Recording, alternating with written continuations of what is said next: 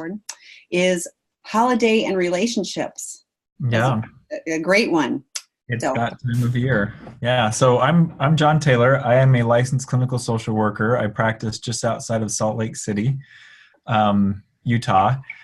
My big area of specialty, I work with a lot of sexual addiction and intimacy disorders. I do a lot of relationship work and I do a lot of trauma work.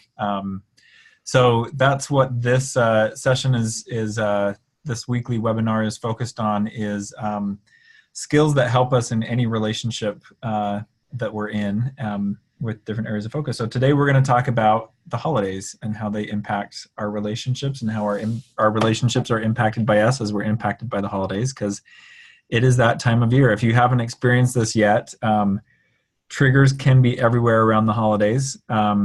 I think also there can be some really good opportunities for healing and growth and repair around the holidays too. So today, what I'm going to talk about, this is an idea that I first learned about in the book Recovery Zone, written by Patrick Carnes. He has a whole section in there on understanding your role in the family. And there's an exercise, I forget what he calls it, but it's basically you identify what you are expecting out of your family interactions at the holidays. You show up and you observe and you kind of record what you learned about your family around how they do holiday traditions and things like that. So I'm going to expand on that a little bit and talk about the value of being a detached observer around the holidays. One of the reasons why I think this time of year is so big is because if you look across the board in our five senses, this time of year turns up the dial to 11 in all of them. There's so much to see. There's sounds that are only associated with this time of year.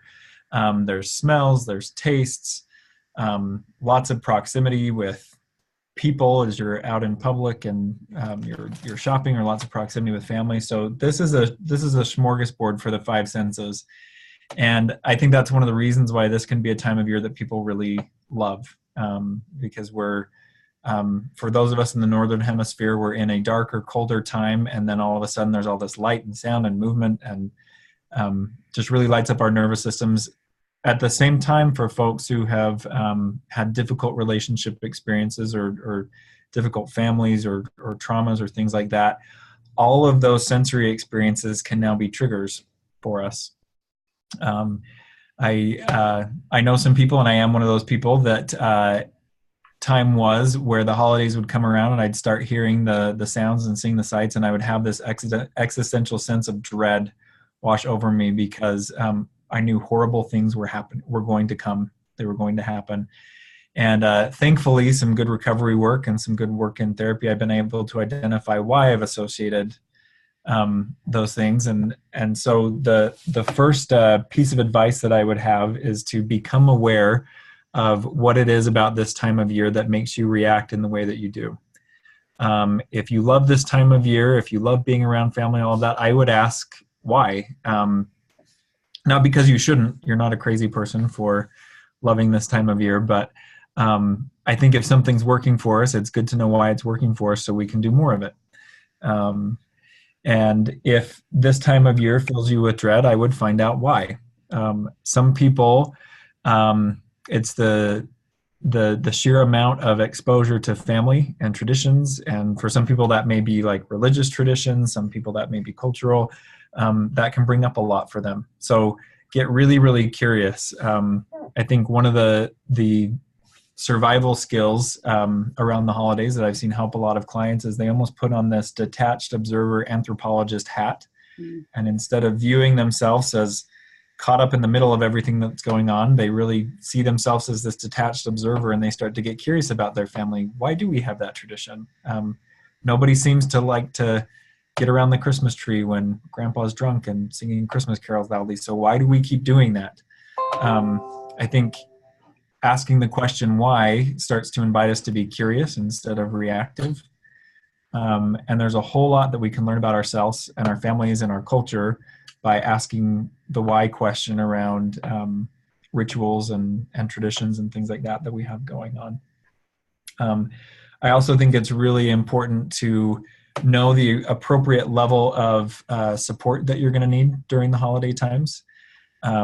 I've actually observed with a lot of my clients, they do great in the lead up to Christmas and New Year's. It's afterwards when they get the credit card bill and they get on the scale and they get back to work and they realize that they've been living in this very dysregulated, almost out of control way. For some of them, it is out of control.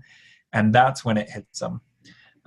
So I think it's a really good idea if you experience triggers around this time of year to make sure that you have adequate contact with your support groups, your support people, your therapist. If you're going to have particularly difficult family interactions or,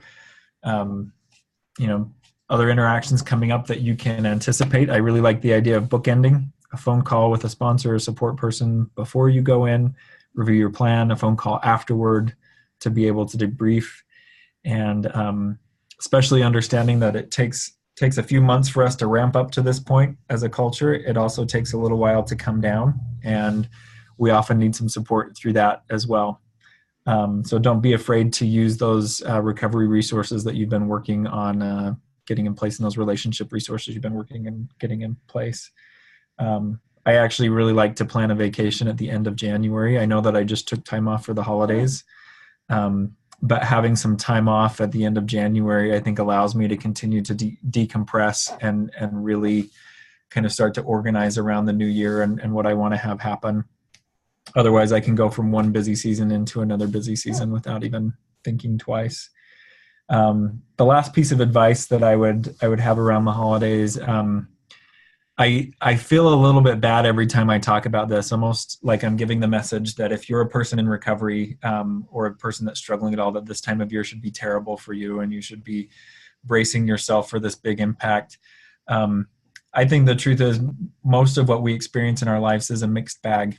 And so finding out, like I said at the beginning, finding out about what works for you around this time of year, I think can be a valuable resource. Something that I have come to appreciate is that I really like downtime with it cold and dark outside. That encourages me to be inside where it's warm and I have lots of time to think. I have lots of time to read. I have lots of time to be with people that I like being with. And that's one of the things that works for me during this time of year. So knowing what works for us can allow us to replicate that. It can allow us to do more. So I would encourage a list of your top 3 problem areas and kind of asking yourself why this is a problem area. What, if anything, can I do about it? And how would I like it to be different in the future? And then also on your list, your top 3 opportunities, safe areas, things that work for you around this time of year. One of the things that I think recovery teaches us is that we can't work from a place of weakness all the time. We have to work from a place of strength. So if you identify what worked well for you, if you're really good at saying no to family requests, and that's part of what keeps you sane this time of year, own that strength and identify some ways that maybe you can expand that to make this time of year even more functional for you, even better for you. So that is it for the education part of this webinar. Be thinking of questions, enter those in. This can be questions about holidays. This can be questions about anything. I'd be happy to answer them. Yeah, so in the Q&A function at the bottom, just go ahead and add questions there. I was thinking about, the asking why, like even when you start talking about being a detached observer, I thought, that's so great because, then I'm not in the emotional. I had a situation this past summer, where I was going back to a lot of family things. We live in Arizona, families in Michigan, and we were going back combined family things. And I dreaded it for months. And, I had people going, well, it won't be as bad as you expect. And I go, no, it could be worse. I mean, and I'm pretty much of an optimist. I normally do. And a friend of mine said something about not my circus, not my monkeys. And that allowed me to be a detached observer. And there were a number of, I kind of kept saying it as a mantra before I got involved before we even got on the plane. But there were a number of times when I felt myself wanting to engage with whatever, because I want to do and whatever. And I just went, wait, no, and it felt like the detached observer where I could just be and let the rest of it go. And it wasn't my responsibility and I didn't have to get all involved.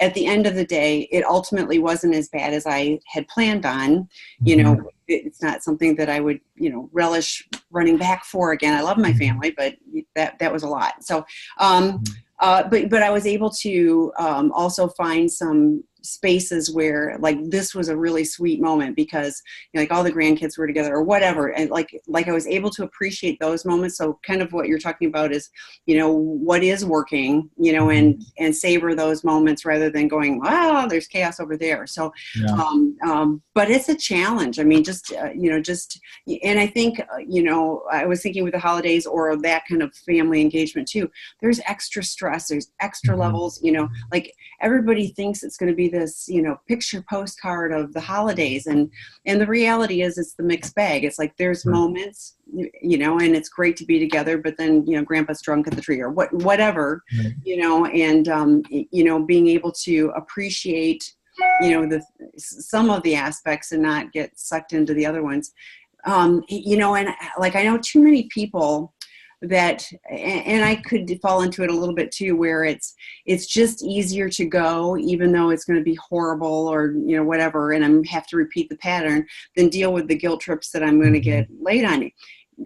Any thoughts on that? Because it is hard to completely disengage and do something, even if I feel like it's the best thing for me and I really should do this for me, but like the grief is just not worth it. So any thoughts on that? No, I'm a big believer that when it comes to taking a stand or making a change or saying no, we need to be prepared to back that no up all the way to the core of no, right? And if we're not, we are going to make negotiations. We are going to make concessions. And I don't think that that's necessarily a bad thing. I think that's part of a growing and a learning process. The thought just came up. So I live in a very specific culture with very specific nuances, and it's always interesting to me to hear somebody outside of the culture describe my culture. And when I first started hearing that, I was like, no way, they have it all wrong. And I'll listen to those descriptions now and I'll be like, that's what it is. And so I think sometimes if we have to make those concessions, one of the ways that we can maintain that detached observer space is we could think like, if I were to describe this or explain this to somebody who had no context, who didn't have my background, who didn't know what this was about, how would I explain it to them? I had an opportunity to do that this Thanksgiving. On my father's side of the family, I have 63 first cousins. Wow. And most of them have children now. So when we get together for Thanksgiving on that side of the family, it's like 100 people. And I was talking with a friend who grew up in a different state, a different culture, and they were talking about how much they were looking forward to getting together with family for Thanksgiving. And I just I melted in my chair and I was like, I don't know if I can stand this, and I don't know if I want to do another year. And he said, what's so bad about getting together with your family for Thanksgiving? And I said, so we go to a large building that none of us have any personal history in. We set up long tables. There's over 100 people there. And I started describing it to these outside eyes who hadn't seen it before. And all of a sudden it came clear to me, like, that's why it's not relaxing for me. There's so many people and so much to do. What would be more relaxing for me is this close, intimate setting. Like, that's what I would appreciate more. And out of that conversation came this thought for me, like, I need to make sure I have one of those experiences on this holiday with people who I really care about, or it's going to be a really stressful day. And so we had a pie night at our house afterward, where there was a total of, with my family of 4, we invited 6 other people, and it was very manageable, and it was quieter and enjoyable, and we could actually talk to people who were there instead of feeling like you're in this giant room. But I wouldn't have realized that had I just stayed inside my experience of, well, this is what Thanksgiving is supposed to be because this is what it's always been. So yeah, I think to be in relationships, we make compromises. It's not always possible to have it be our way, but we don't have to compromise on the emotional state that we arrive in or the emotional state that we leave in. And I think it's detachment is really central to Buddhist philosophy, and I think there's a lot of wisdom in that, is that it's really trying to hold on to attachments that don't work for us or don't serve us any longer, that can add to a lot of our suffering. I think that's really a helpful perspective. I found for myself too is setting a time frame, of like, okay, I'm going to do this, but it's for 2 hours instead of 6 hours or whatever. And so it's a limited engagement. And like, I know that in the 2 hours, I'll be fine. It's, my nerves are going to get more frazzled the longer I'm there, just because I have to, to continue to buoy myself up almost, to be like, you're okay. Like, it's a lot of work to keep going. Not my circus, not my monkeys, Right. Right. Know your limits. If you've got a 2 hour bandwidth, respect that. That's the core of what functional boundaries are, is not dictating what other people do, but it's knowing the limit beyond which we're no longer our best self and being committed to staying within that. So that can be some of the compromises. I may not be saying no to seeing family across the board. I may say no to a blank check. I may say I can do 2 hours and I will enjoy every minute of that 2 hours. But if we get to 2 hours and 1 minute, I'm not enjoying this anymore. Or like you go, oh, I'm having a good time, I should stay. Well, no, because when it turns to like at 2 hours and 15 minutes, it might get really negative. So go out on a high note, to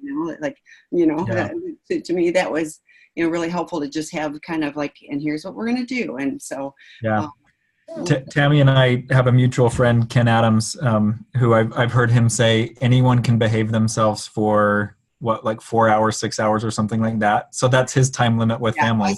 Yeah. Well, and he has said, like, here's how he sets it up. And, we stay at a separate place so that and I think that's all really super helpful. And, having transportation so that I can exit it, should I need to, all of those things. I remember when I was early in recovery, if I was going to a place that was, more challenging for me, I always had my own transportation. So I always had a way out so that I could go. This is before cell phones. So, I couldn't just pick up a phone and go, hey, I got to talk to you right now, so it was one of those things where like, I had a plan. And I think with dealing with families, a lot of it is have a plan, and, so I was just talking to Dr. Adams right before I got on the phone with you. So one of the things, since people haven't added questions, is we were talking about the Mother Enmeshment Intensive. So I'm thinking that with the holidays coming up, if somebody's struggling with being overly connected to a family member,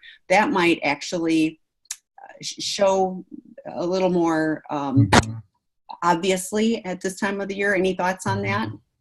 Yeah.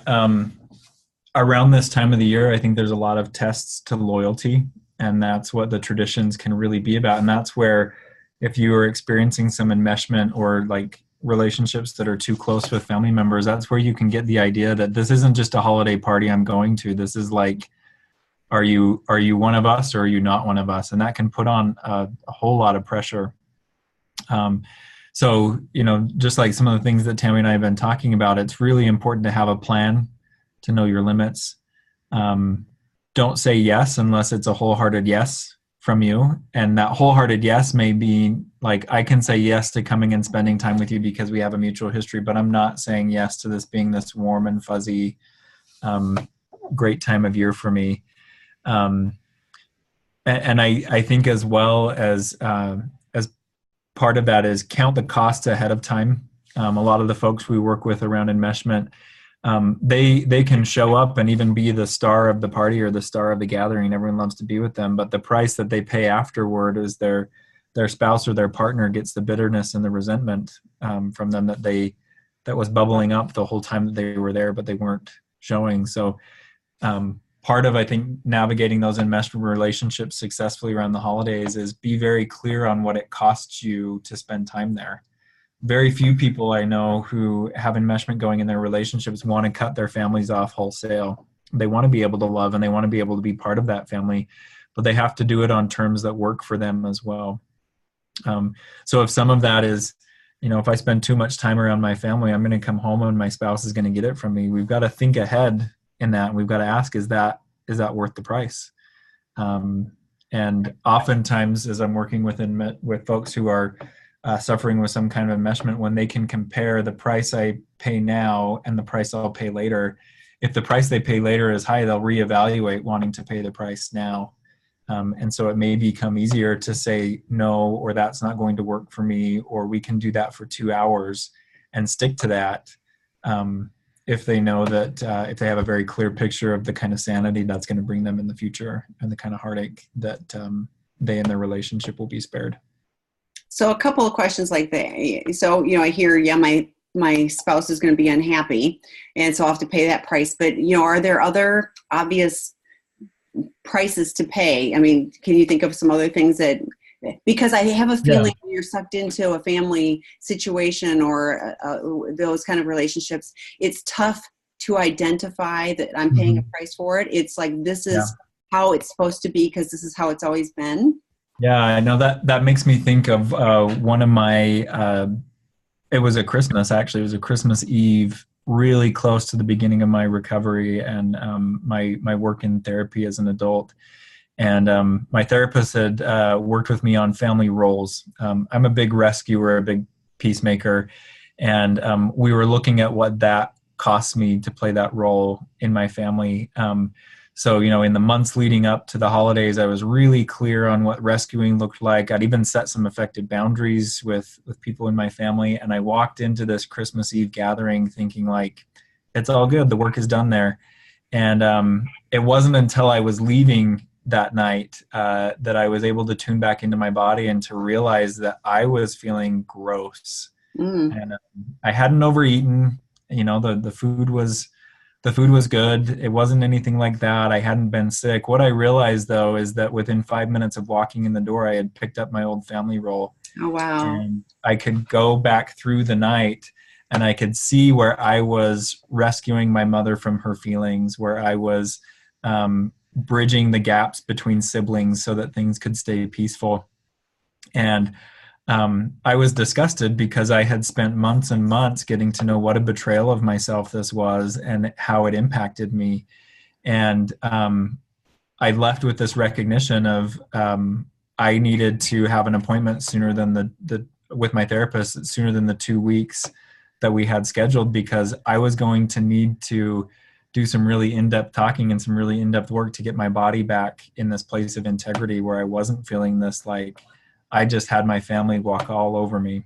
I didn't even have a say in how I was showing up.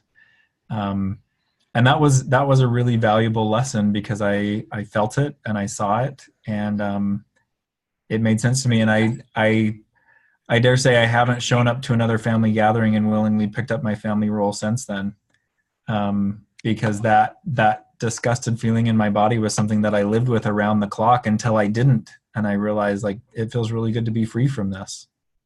Well, and then you're very much in tune with, I picked it back up, and I always talk about that too, is like, if my gut's, churning, that was how I always lived until I didn't. And now I'm really uncomfortable with that. I don't have a tolerance for, for that. So I really work hard to align and get rid of that discomfort. But, I think it's really important, because you've done the prep work, you were able to identify, and then you did the cleanup afterwards with your therapist, et cetera, that you were able to have some change. The other thing I thought about when you were talking about, sorry about that, when you were talking about, going to a holiday gathering, I was thinking, if I'm the spouse or partner or whatever of someone who's got some enmeshment, it has to be horribly uncomfortable for me to step into the family gathering and see all of this playing, and be second or third fiddle or whatever, so any thoughts on, supporting the partner? I mean, do they go, or like, is it helping have clear boundaries, or, so thoughts on navigating it if you're the partner. It's so different, I think, for every coupleship, what the right choice is. Some of the couples that I work with around enmeshment issues, the unenmeshed partner, at times it's the right choice for them not to go at all, like to stay out of that. Sometimes their enmeshed partner's not in a place where they can say no to their family. And, I definitely work with those couples on this change is going to unfold over time. It's not going to happen right now. And we try to get in most cases, the enmeshed man, we try to get him to a place where he can strongly understand his feelings, his thoughts, his ability to say no, by getting appropriate care, like the mother enmeshment intensive, the right kind of therapy, things like that. But, sometimes it's the right choice that if I know I'm going to be intensely triggered as the spouse of this person, sometimes it's better for me not to go. And I've had couples have that conversation ahead of time, and they've even worked on the story that they're going to tell the family, so that nobody's thrown under the bus, so that they can communicate honestly, without too much transparency and too much access from the family. Other times, it's the right choice to go. And there can be this feeling, I think especially in couples, they almost have to remark their territory as a couple. And when the couple's in a place where they can do that, sometimes it's really important that they show up to family gatherings and the family gets the sense that you will not divide and conquer us. But again, that's something that the couple will have done some preparatory work on, and they'll work on how do we stay connected during this, whether that's we don't leave each other's side, or we don't do side conversations. It's the two of us interacting as a unit with the family. Sometimes it's we may do we're going to show up, but we're going to have some time limits. And after the first 20 minutes there, we need to find each other. We need to check in on how things are going, we need to have the ability to reevaluate whether we can stay here or not. I think the key is that the couple can have an honest conversation about where they're at and what they're needing from that. And that we can see whatever move we take as we have a plan for how this is going to help the relationship in the end. Because I think when we get into these big family situations, if we don't have a plan around how we're going to go towards health, most of us in some kind of recovery or healing, we didn't come from families where the default was health. And so we'll default to unhealthy, or we'll default to something not so useful.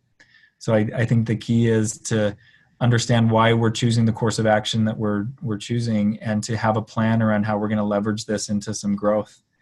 I've had some of the enmeshed men that I've worked with who haven't felt like they could cut those strings yet, come back and say, I'm going to come back and I'm going to reflect on what happened to me there. I'm going to take this fly on the wall position, and I'm going to get accountable about my behavior that feeds this enmeshment dynamic. And that can be incredibly useful to them and to their spouse, to realize that I don't have to be there in order for him to take accountability. I don't have to be there to police everything. He's aware that this is going on. Yeah, well, a lot of great stuff there. Again, going back to kind of what we talked about all along, is having the boundaries on things. But I thought it could be very powerful for a couple to show up together, and to have their presence together, and to know that they're in this together. And I thought, and if my partner was by my side, I think that would help me know that it'd be a good reminder to get caught up in the drama over here. But it would also be, this person has my back, I've got their back. So a relationship builder, so to speak, I guess is what I'm thinking too. So I like that, rather than, I get that, that there may be times when you just go, it's too early, not this year, I'm going to have a migraine, and that's okay, and or what, I'm a big believer, if it's an opportunity to celebrate, you need to be able to celebrate on your terms. And if that celebration is, I don't get a migraine this year because I'm not around people that drive me crazy, like, that's your celebration. And yeah. Are there any questions? Any questions about this or recovery or, anything? So this is your opportunity to ask an expert. This is your last chance in 2018 to pump me for information. That's right. Because the next 2 Mondays, Jon, this session will not be going. The calendar, if you haven't already registered on sexandrelationshiphealing.com, please do so, because then you'll get the notifications of, what is happening. We just added a new men's drop-in group last night. It's porn and sex addiction. I heard it went well. I'm not male, and so I wasn't there, but that was 8:00 on Sunday evenings, Pacific time. So, which is, often I thought, well, it's 11 o'clock at night, but that's often a time that's a vulnerable time for people. So, I think it's a great time to have that. We're looking at adding more partner groups, starting in January. We'll have another porn and this will be just porn rather than porn and sex addiction drop-in group starting in 2019, which is just around the corner. So there's a lot of new opportunities, for connection. We continue to make more podcasts, so there's more podcasts for you to listen to and share with others. If you started listening to them and you've just caught the more recent ones, honestly, there's some great ones, even that we did early on, including Jon has done. You just did another one too, right? I just recorded with Rob, Dr. Rob, last Wednesday on the 4 keys for making any relationship work. So that one should be releasing sometime soon. Yes. And so there was one that he'd done earlier. So, but there's a lot. I mean, Dr. Ken Adams that we mentioned earlier did one on enmeshment, but we have everything from, narcissism, betrayed partners, all kinds of topics. So I invite you to listen to those. And these webinars are recorded. So if you've missed some of these, are the ones with David Fawcett, Kristen Snowden, Dr. Rob, you can watch them. You can't ask questions directly. And we do have one in Spanish. We've got Humberto Valenzuela has on Tuesdays, but not on Christmas and New Year. He just started one. I think he's only done, tomorrow will be the 3rd week, but it's all in Spanish. So if you or someone that's your preferred language, that's a great opportunity too. And that one's open to partners, and addicts. So he's there to answer questions. So well, I guess if nobody has questions, I could stay and talk to you all hour, Tammy, but I don't know if that's enjoyable for other people. Talking has never been my problem. I get in trouble for not talking. I don't shut up enough. I guess that's probably the problem. Right. But anybody have any questions or thoughts that you're thinking about, concerned about? I answer emails all the time. So when people don't ask questions, I'm always kind of surprised if they don't. Oh, yay. Thank you. Question. It looks like I'll be alone for the Christmas holidays this year. A little challenging since a long-term relationship seems to have fallen apart recently. My son will be with his wife's family and my daughter will be with a full house. Suggestions? That's a great question. Yeah. I think that's one of the norms around this time of year is that we're always supposed to be with people that we love. And that is just that's not an opportunity that everybody has. Or some years you may not want to be with the people that you love. You may need some time for you. I think I've talked about this here before, and I think it applies to any special day. I'm of the opinion, and this is something that my recovery and healing taught me, is that holidays and special occasions, they're for me first, and then everybody else gets to join. So I would suggest in situations like this, you think about what you would want in order for this day to be meaningful for you. And there may be some things that you want in relationships that may not be available on Christmas. I work with a lot of folks who have been through divorces and they're not going to see their children on Christmas. And so the day of may not be where we get to do our celebrating with the people that we love, but if there's an opportunity later, I always encourage them to make that meaningful and to make it special. Don't worry about what day it falls on the calendar.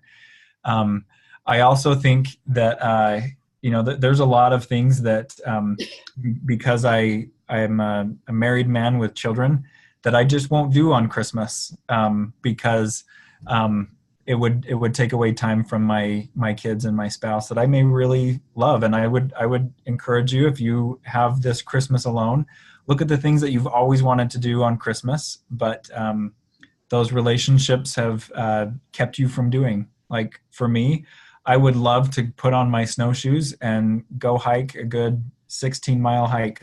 That would be an ideal way to celebrate Christmas alone for me. And you may have that opportunity this year. Somebody that I worked with a couple of years ago, it was going to be his first Thanksgiving alone.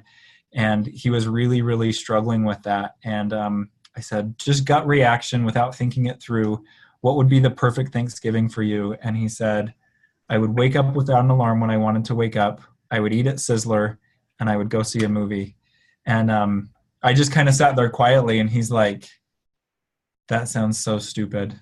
And I said, why does it sound stupid? And he said, how sad is that I'd be going and eating at Sizzler? Like, it's not even a really good restaurant. And I said, well, what do you like about it? And he's like, there's just always choice. And I like to have a little bit of everything.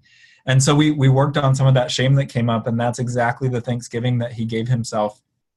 And he came back to our session the next week and he said, that was the best Thanksgiving I've ever had.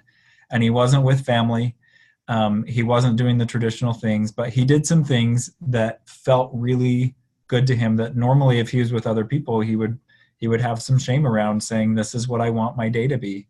And I think I'm glad we did the work that we did, because his ex even gave him some grief. She said, how pathetic is that you ate at Sizzler all by yourself? And he said, it wasn't pathetic. It was 100% enjoyable. So I would put together your list of the things that will make you happy and focus on that, rather than a complete focus on what's not happening today. There will be some room for sadness. And I think for most of us who have lived some life, anniversaries, holidays, and birthdays don't remain just 100% happy, and that's okay too. But make sure you get an opportunity to celebrate in a way that feels good to you and makes sense to you. I was thinking about that too. I thought, my husband will be around, but we are well removed from, everyone else, and he's got to work the day before and day after and all this kind of stuff.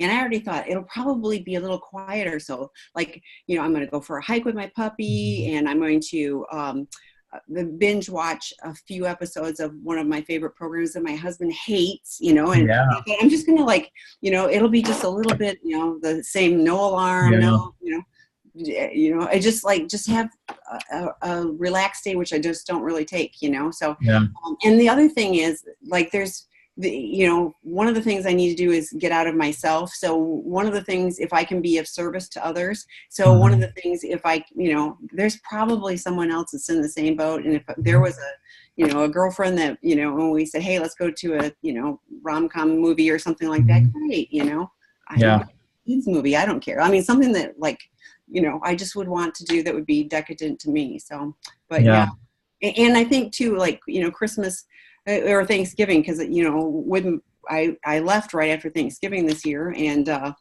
next year I may need to be gone too. But I thought, oh, well, Thanksgiving is just it's a day that we celebrate this, and I thought, well, if we celebrated it the weekend before, what does it matter, So, right.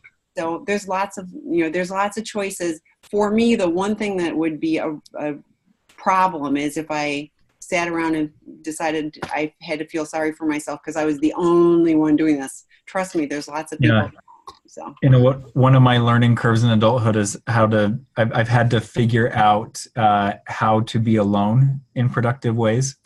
And I get a lot of opportunities to practice that. And a couple summers ago, it's not uncommon in the summer for my kids and my wife to take vacations without me, because there's a lot more opportunities for them than there is time that I can give that. So this was an extended thing that they were doing with my wife's family. And I was at home for about 4 days by myself.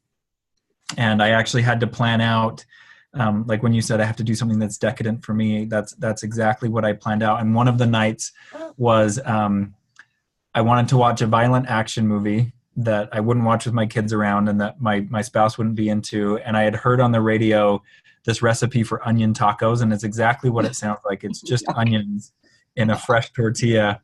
And I love onions. So cut them up in big chunks, cooked them in butter, caramelized them, had some fresh pico de gallo on them in a fresh tortilla. The house stunk for days. I did it on the first night because I knew that it would stink, but it was so enjoyable for me to sit back and eat onion tacos and watch a violent movie. And I'm really glad that I thought ahead of time, what's going to feel good to me? How am I going to celebrate this time alone? Because another way of looking at it is, do we often have time by ourselves? Do we often have time to reflect and to treat ourselves well? And I would say for the vast majority of people I know, no, they don't. And this is an opportunity to do that, especially days where other people are engaged with other things. You may have a unique opportunity to dive into you. Well, it's funny. First of all, when you start talking about it, you smiled. You were like, onion tacos in a violent movie. So obviously that was, something that was good, for you to be doing. And I thought, for me, one of the things in recovery that was challenging for me was to be okay with stillness and quietness. Mm-hmm. I was always looking to fill things. And so for me to learn to just be okay with just being, a little softer and a little, less frenetic was challenging. And so to just go, yeah, it's okay to lay on the couch and watch a stupid movie, Absolutely. Okay. So yeah, that's good. So this person said, thanks. I did put up a tree and decorations this year just for me, exclamation. Good for you. Yay. I love seeing the lights. Snowshoeing is a great idea. Yeah. I live in Arizona, so it's not snowshoeing, but it's definitely hiking. And yeah, so, okay. Is it wrong for me to want and ask to have sex with my wife after hurting her? It's only been a month since I discovered the sex addiction. So I'm unclear if you're saying that you're the sex addict or she's the sex addict. So maybe you could answer that. Hurting her. I'm the sex. Okay. All right. Thank you for clarifying. Yeah. There's one word in that question that I would focus on right here, and that's the wrong word. I think wrong or right can set us up in some extremes. What I would look at more is it helpful for me right now? And this, like whether it's helpful or not, that depends a lot on where you're at and especially where your spouse is at. There's a lot of couples I know who they will have lots and lots of sex after discovery of addiction or infidelity. It's one of the ways that they're seeking to validate their relationship and their connection. There's other couples I know who will go long periods without sex after disclosure. So I would look at too, where is that desire coming from for you? Is that one of the ways you know how to set things right in the relationship? And my philosophy on that is if we're looking at a relationship problem that we only have one solution to, we probably need to explore how to support that solution with some additional solutions. So I think looking at, are there some additional ways that I could strengthen the relationship even outside of sex? And then I would also look at what your spouse needs, and as your spouse set some explicit boundaries. There's another follow-up here. My therapist is recommending I do a 90-day detox from any sex or masturbation. Is this normally what happens? A 90-day abstinence period is a very common recommendation at the beginning of sexual addiction treatment. Think about it as almost a detox, not because sex is the enemy or masturbation is the enemy, but the priorities around sex and masturbation and all of that, they've gotten skewed. We've placed those at a higher priority than other important things in our life. So what some time away can do is help us really evaluate, what does this mean to me? What do I need from this? If we want to figure out why we run to something or run away from something, stop running and you'll figure out why. So that 90-day abstinence period can be a really great opportunity to kind of go inside and figure out what has this meant for me and what do I want it to mean for me going forward. If you have a conversation with your spouse around, hey, I still want to be sexual with you after this, and they say, I'm really glad to know that because I've worried that you're not attracted to me. However, I don't think that I'm in a place that I could be sexual with you. That's information that you need. So I would look at it more from the lens of, is it helpful for me? And that's of course something that only your spouse can answer how that feels for them, and only you can answer how that feels for you. This is where I think some supported couples work is really helpful in recovery as well. A skilled and knowledgeable therapist can help you navigate that. Well, one of the things I was thinking about too is sex addiction isn't really about sex. Like alcoholism isn't about the alcohol. It's about escape. And it's like, I'm not comfortable with who and what I am or my feelings or whatever. And so I'm looking to get away from that. So my experiences early on in recovery, I'm still looking for it to do the same thing it was doing and take me out of, I'm uncomfortable, I'm not happy. And it's often why people like switch addictions. They go, okay, I can't have sex, but now I'm going to go clean out the refrigerator and eat everything in sight because I'm looking to numb out. And so So the 90 days that's recommended gives your brain a chance to settle down, and you get a chance to figure out, like Jon said, what's going on, what am I looking for it to do? And, it sounds like you've got a therapist who's qualified to work with sex addiction, and, getting into recovery isn't the easiest thing in the world, but it's so worth it. Like the experiences you have. So having sex and having it be different, it's not the whole fantasy and escape, but having it be a point of connection is completely different, so. Yeah. I would say another thing that can come up around an abstinence period is pain. And, that's a really useful thing. Not that as a therapist, I'm looking to put people in pain, but I see a lot of people who come in crisis, and long-term change doesn't come out of crisis.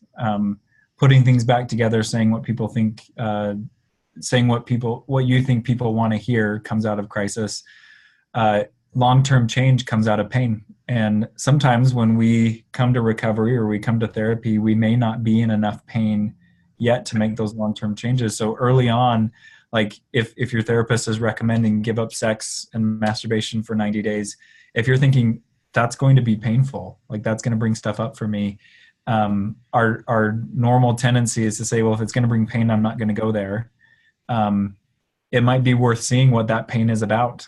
That might help to focus you on some of the changes that you're wanting to make long-term, and learning some of those lessons that we can only learn in that way of experiencing that kind of pain. I think for a lot of folks struggling with sex addiction, there are messages and wounds around attachment and relationships there. And if sex has become our primary way of relating to people and relating to ourselves, we need to know what some of those wounds look like, so that we can work on having them healed and not just medicated with sex. But yeah, I think there's often a lot of tall orders asked at the beginning of recovery, and it's all voluntary, right? Like you have a right to say yes to what you want to say yes to, and no to what you don't want to say yes to. When I was talking earlier about the experience I had of going to the family party and falling into my role, honestly, one of the thoughts I had was, I'm spending too much money and too much time for this work to go out the window in 5 minutes. So I've got to work on that. I think that's a leap of faith a lot of people take early in recovery, is you're going to trust an expert, or you're going to trust somebody who's a little further down the road than you. And it can be really useful to take some of those recommendations. Even if it ends up being a disaster, nothing's wasted. We learn from everything. And that's really what the recovery process is about getting accurate knowledge about ourselves and learning about ourselves. I'm going to put you a little bit on the spot. If you could have not had to bother with therapy and not gone through the pain of all of that, but have to live as you did before, thank you. That's what, yeah, right. Exactly. And that's how I feel too. It's like, first of all, I'd be dead, but second of all, like I wouldn't trade, like going through the hard that I've had to go through has been worth it. Mm-hmm. At the end of the day, every day I still go, it was worth it. Now I'm convinced that there's an opportunity for everybody in recovery to have the experience of looking back and saying, I'm so glad that I went through this. There's lessons that I've learned in my recovery and healing that I would not have learned any other way. There's lessons I learned in how I was wounded and had to heal from that I would not have learned in any other way. And that's one of the reasons why I'm so passionate about helping people in recovery, is because we have the opportunity to end up with a lot of self-acceptance and a lot of love and compassion.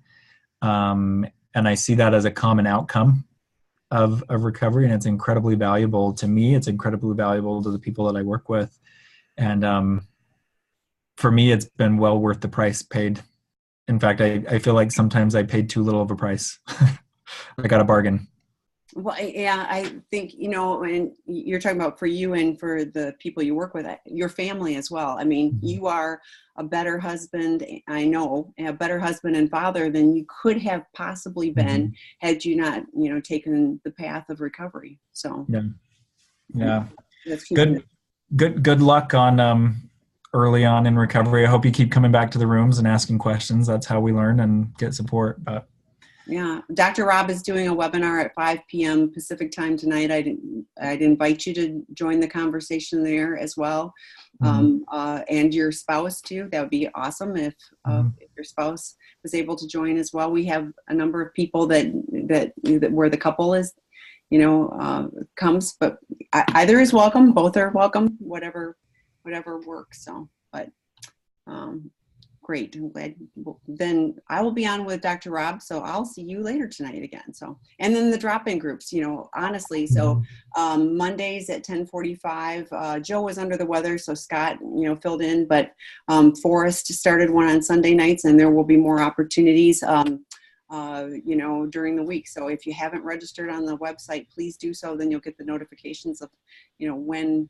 Webinars are this format. A drop-in group is you get to see each other, like Jon and I can see each other, and you don't have to show your camera, but it's a conversation. So you are able to, you are able to see each other and have a conversation. And so I participated with the first one for partners, and, people would say, I'm thinking about this, or, I've got children, whatever the question was.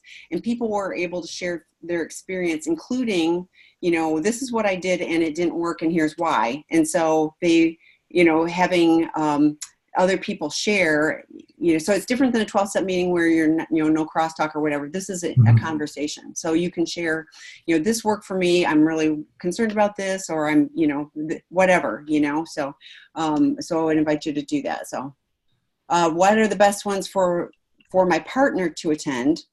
Great question. So the one with Dr. Rob tonight, lots of partners are on that one. Let's see, I got to think which week this is. There will be, I got to think. There will be a partner drop-in group at 12:30 Pacific time on Wednesday with Brittany Mangum. That's a great one. Again, all of this is on sexandrelationshiphealing.com. There's a link on the website, but there's a partner one, and that's a drop-in group that I was just mentioning. David Fawcett does a really good one, and I don't know what his topic is this week. We'd have to check, but the first one I did with him was on resiliency, and like I was taking notes going, wow, this is so good. So it was good, all the way around. Kristen Snowden does every other week, but she won't be on again until like January 2nd. The Prodependence, thank you. The Prodependence drop-in group is Brittany Mangum's on Wednesday. So she'll be on this Wednesday, and then she'll also be on the 26th. She's agreed to do that. So yay. So there'll be 2 weeks in a row where partners can have a drop-in group. So that is, like I was just saying with the men's, where you see each other and you can have a conversation. It was very powerful. So she'd be well invited to that. So, but check the schedule. Other than the men's drop-in groups, that no women can attend,